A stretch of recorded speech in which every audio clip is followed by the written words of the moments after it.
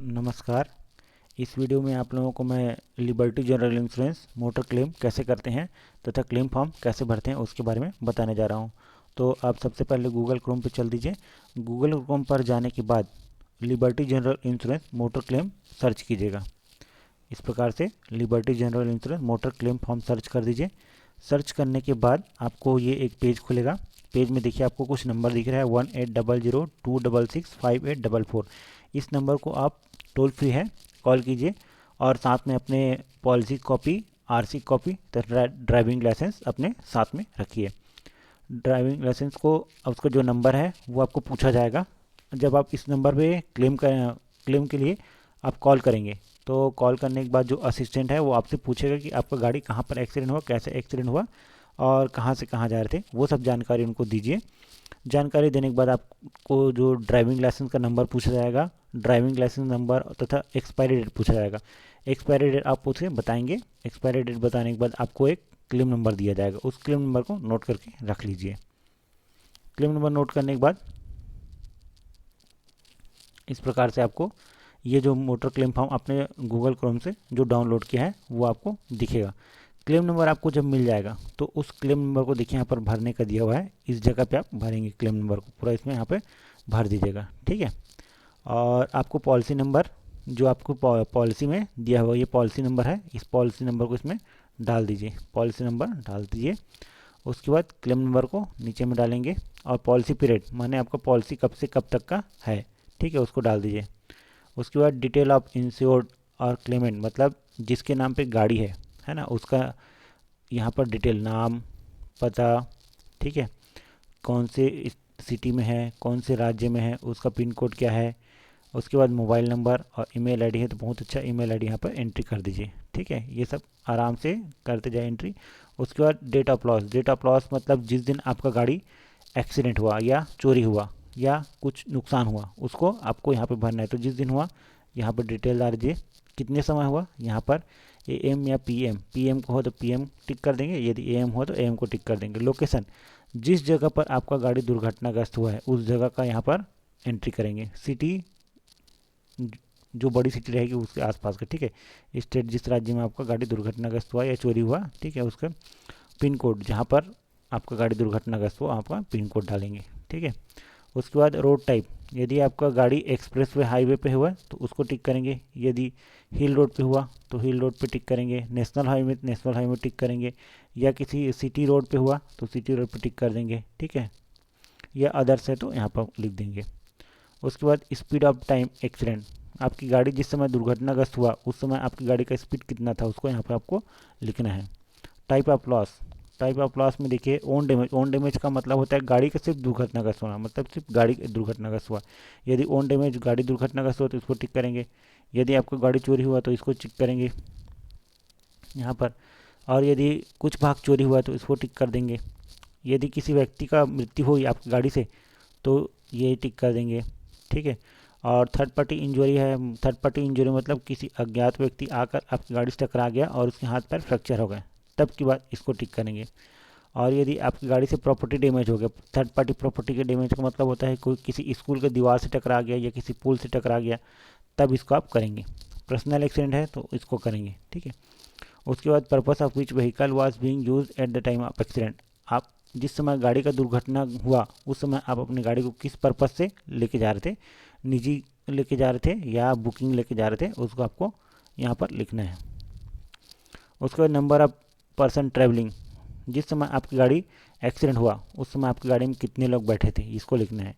यदि किसी अदर गाड़ी ने आपको ला के टक्कर मार दिया आपकी गाड़ी को तो यहाँ पर उस गाड़ी का डिटेल लिखेंगे।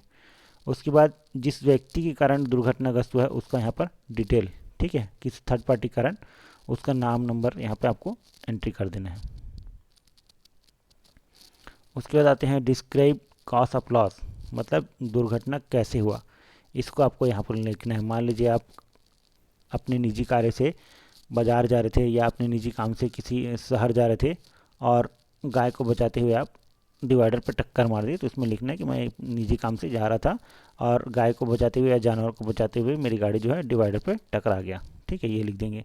उसके बाद स्केच, मतलब ये मान लीजिए आपका सड़क है, ये आपका सड़क है और यहाँ पर मान लीजिए कोई चौक है, फिर यहाँ पर कोई मोड़ है, तो यदि इस मोड़ पे आते समय आपको गाड़ी दुर्घटनाग्रस्त हुआ तो इस प्रकार से आपको एक स्केच बना देना है और वहाँ पे लिख देना है कौन सा रोड है ये और कौन सा चौक है ये। ठीक है, इस प्रकार से आप स्केच बना देंगे। यदि आपके गाड़ी में किसी तृतीय पक्ष को नुकसान हुआ है तो तृतीय पक्ष का नुकसान होता है तो उसमें एफआईआर होता है, तो एफआईआर का आपको डिटेल भर देना है और एफआईआर में यस कर देंगे, एफआईआर हुआ है तो। यदि एफआईआर नहीं हुआ तो इसको नील कर देंगे, छोड़ देंगे।